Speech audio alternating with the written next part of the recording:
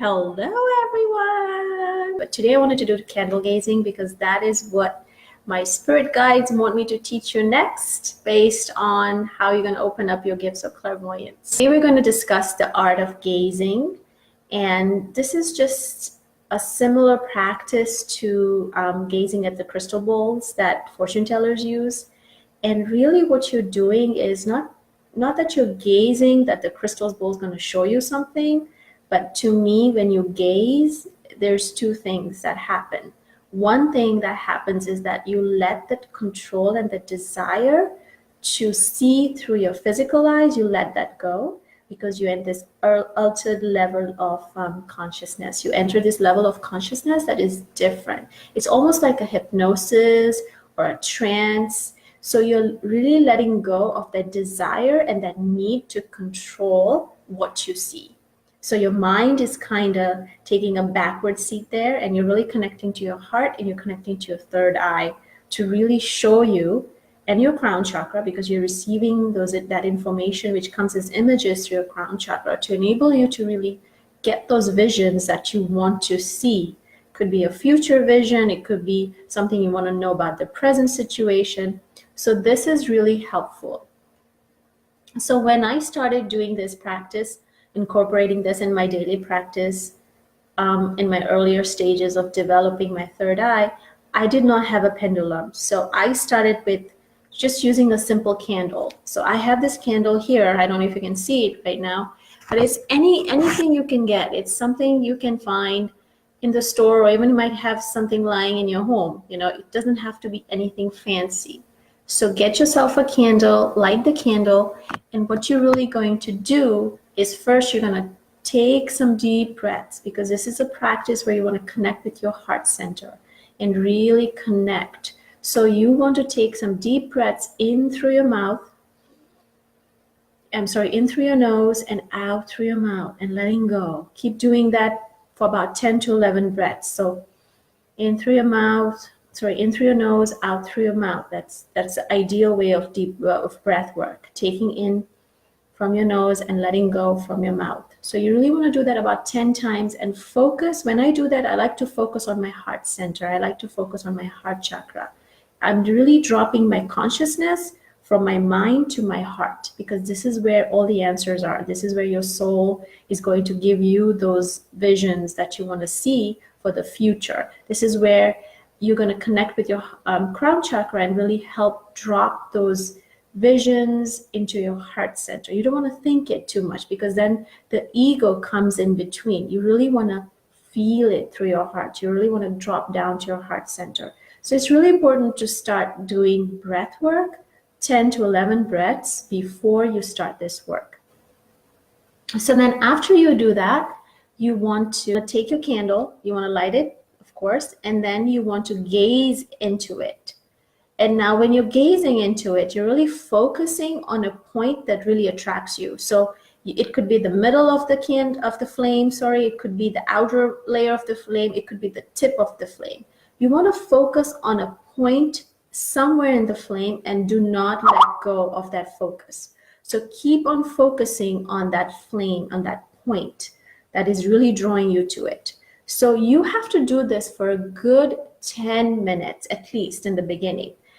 In the beginning, you will see that your eyes are going to tear up a lot because you're not used to really gazing at something for that long.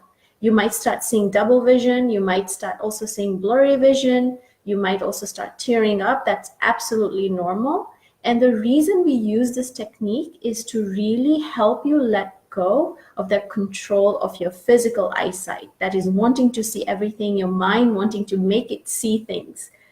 You really want to go into this altered level of consciousness where you're allowing yourself, your higher self, your angels, your guides to really give you those images.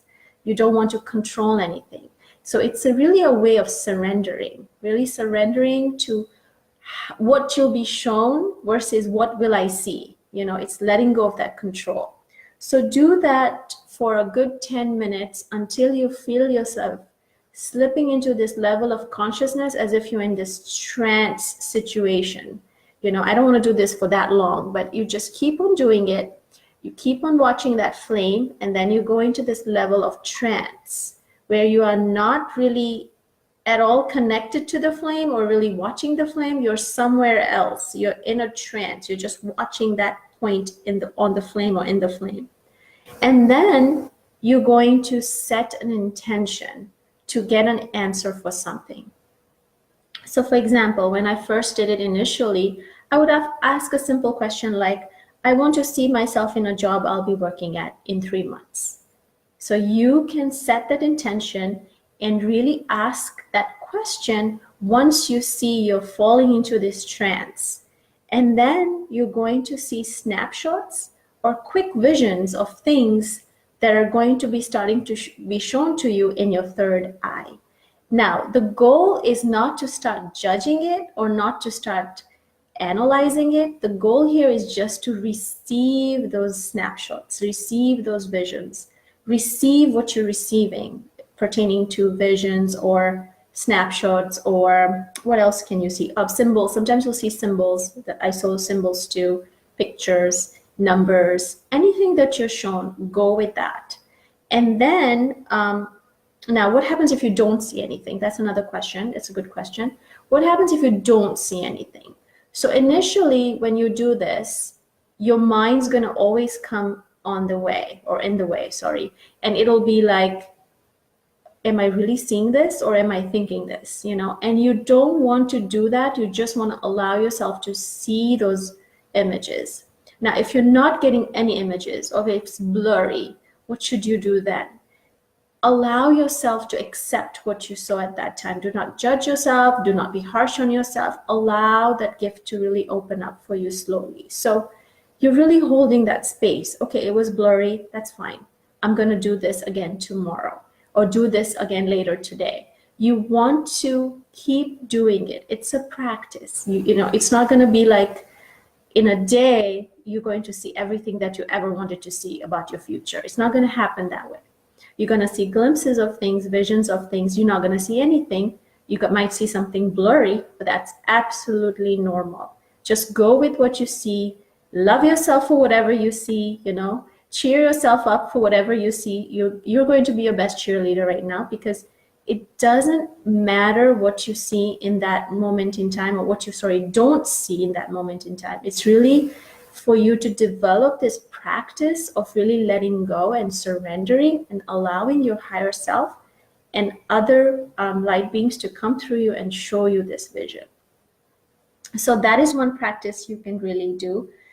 Trying really hard to see that vision, making yourself see it, is not going to help you with your gift of clairvoyance. You got to allow that vision to come through you.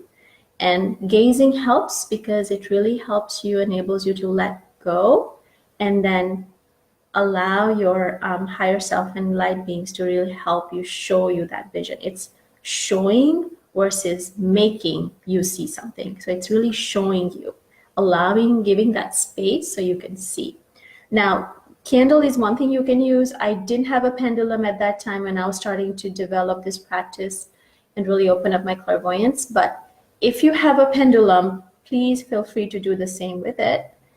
And with a pendulum, it's the same thing. You're going to let this pendulum just be right in front of you, and you're going to concentrate on a spot that really draws you or attracts you to it. And you're going to do this for a good, I would say a good 5 to 10 minutes, at least 10 minutes, to get you in that trance, almost hypnosis, that altered state of mind, because you really want to be in that state of consciousness to really be able to see these visions be projected in your third eye. How often should you do it? I would say do it every other day with your meditation practice. This is not a replacement for your meditation practice. This is an additional practice that you can incorporate to allow your gift of clairvoyance to open up a little quicker. That crystal ball is just a tool you're using, you know, to enhance it, or really to practice on, and really to get to this altered level of consciousness. Hi, Samantha. I see flashes of things when I do readings very quick, and if I don't catch it, it'll go back. It is something before you. Yes, it's really, it'll go by quick, but as you practice more, you can, with intention, ask to see more of those flashes. So yes, initially you'll only see those quick flashes flashing by. I call them, what word did I use? Snapshots. That's why I use snapshots. It's just like quick flashes just going through. And you're like, what am I seeing, you know? But those are the flashes coming from your third eye. And with time and with practice, you can really ask the flashes to get slower. You can even ask the flashes to show you more depth. You can even go into those flashes and walk in and really see what you want to see. It's like a 3D or 4D of the flashes. So with time, as you develop more skills around your clairvoyance, you can do that. You can actually walk in to those flashes or snapshots and really get a 360 view of what you really want to see and feel and sense and hear, you know. So, but in the beginning, it'll just be quick flashes. Hi, Tamatoha. Hi, Ruby. Perfect. Awesome. Yeah. So if you go to any spiritual store and if you haven't bought your first pendulum, Ruby, you can start by testing it on yourself. So a quick way to test it is really hold the pendulum and ask the pendulum to really show you a yes and show you a no, and ask a simple question like, am I a male? Am I a female? And if it goes yes, you know, that's responding to your energy. If it goes a no, that's telling you, oh, good. It's always, for me, it's always been so correct majority of the times. I would say always, because it's really spirit, you know, whatever it is, whatever people believe, but I believe it's spirit talking to you through your pendulum, just like spirit talks to you through cards. Spirit will talk to you through your pendulum. But it's important that it connects to your energy first, and it's neutral. You want it to be neutral with that energy. Thank you. Awesome, Ruby. Oh, so you do have a pendulum. Awesome, awesome. I only have one. I don't know. I have one card deck and I have one pendulum. And I just love practicing with one because I just fall in love with something and I just keep it forever. That's just me.